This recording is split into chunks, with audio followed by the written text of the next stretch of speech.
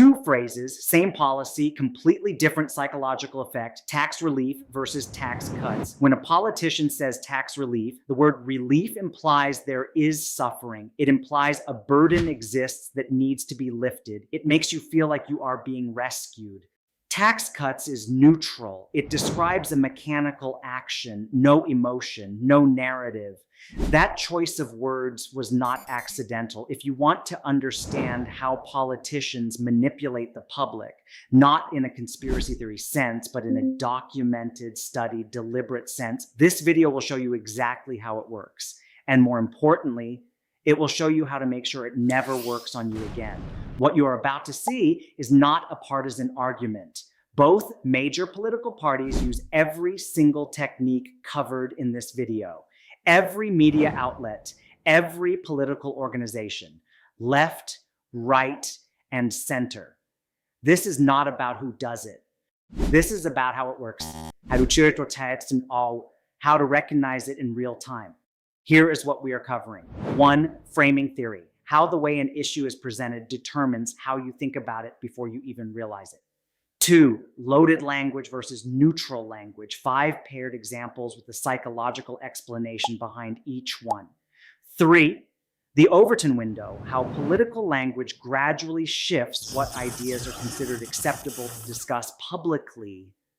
4, how modern propaganda works in the digital age, not the World War II poster version, the version being used right now. 5, the gentleman's inoculation, a practical habit for protecting your own thinking from all of it. This is media manipulation explained and political framing explained from the ground up. Let us start with the foundation.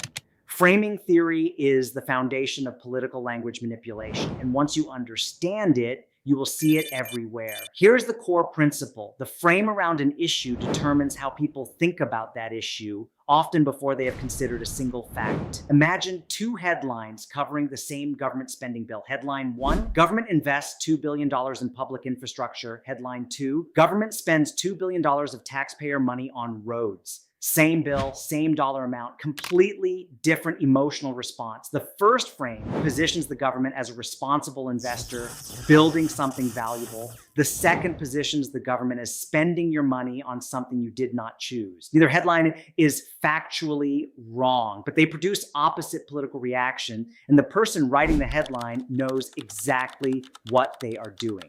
The political scientist George Lakoff argued that political parties do not just argue policy positions, they compete to establish the dominant frame through which an entire issue is understood. Whoever controls the frame controls the debate, not because they have better arguments, because they defined the terms of the argument before it started.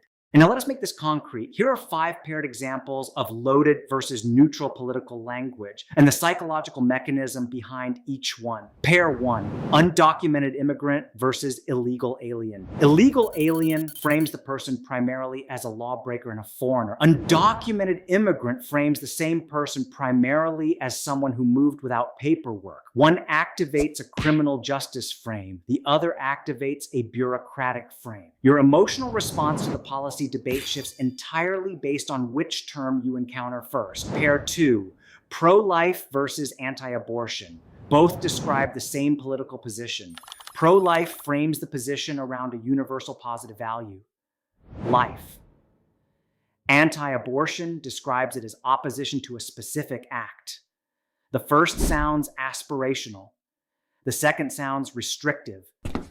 The naming of the movement was a deliberate strategic choice, not a neutral description. Pair 3, estate tax versus death tax, same policy. The phrase death tax was introduced deliberately to reframe a tax on inherited wealth as a tax on the act of dying, making it feel universally threatening rather than applicable only to large estates. Studies suggest that public support for the same policy shifted significantly based purely on which term was used. Pair 4, climate change versus global warming. Research suggests that global warming produces stronger emotional responses in audiences because warmth is a physical sensation people can imagine.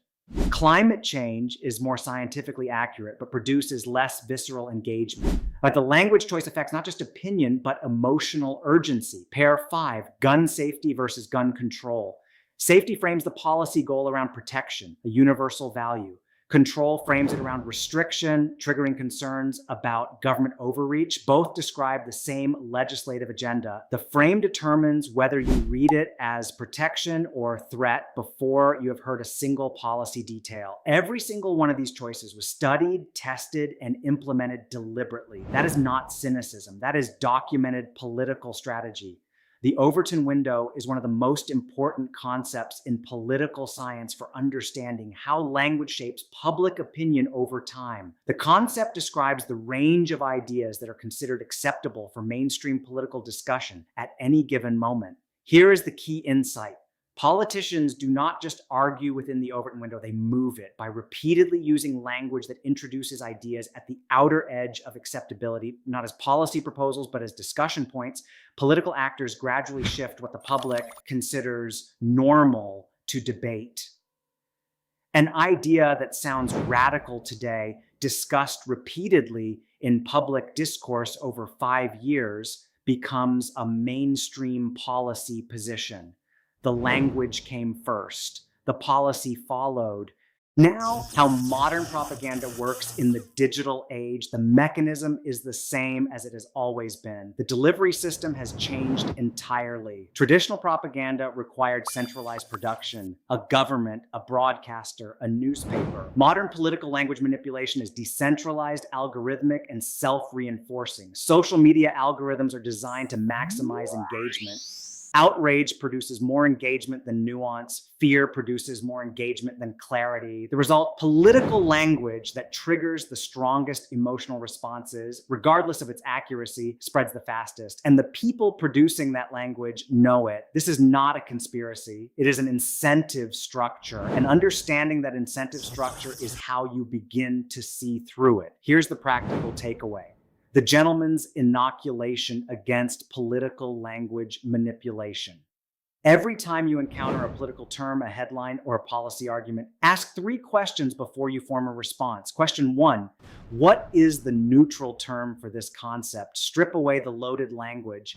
Find the most clinical, descriptive way to name what is actually being described. If you cannot find one, that is a signal the framing is doing significant work on your thinking.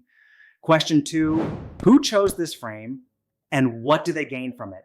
Every political term was chosen by someone with a specific interest in how the issue is perceived. Identifying that interest does not make the argument wrong, but it makes the frame visible. And a visible frame loses most of its power. Question 3, what would someone on the opposite side call the same thing? If you can accurately name how the other side frames the same issue, not as a straw man, but as a genuine representation of their framing, you have achieved something rare. You have understood the debate rather than just reacted to one side of it. These 3 questions will not make politics simple, but they will make you genuinely harder to manipulate. And in a media environment specifically engineered to produce emotional reactions rather than informed citizens, that is a significant advantage.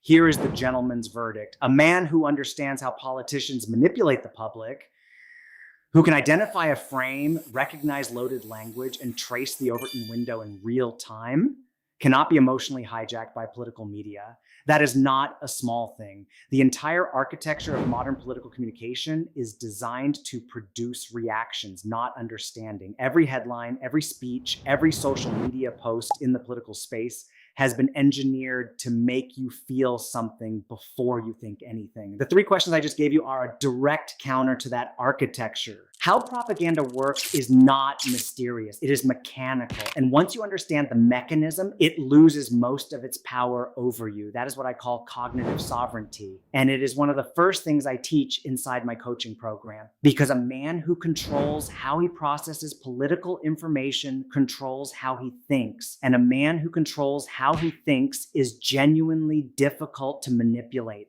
If this breakdown gave you a clearer picture of how political language actually works. Subscribe to this channel right now, because next week we are breaking down the 2026 midterm elections, not the partisan version, the structural version. everything you need to understand what is actually at stake and why it matters to you personally. My name is Kent Tran. This is The Political Gentleman. I will see you next week.